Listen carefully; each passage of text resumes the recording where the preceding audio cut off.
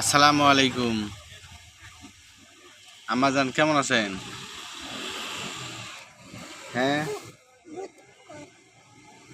আপনি কেমন আছেন? কেমন আছেন আপনি?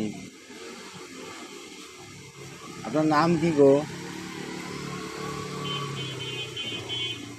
আমাজান, আপনার নাম কি বলেন?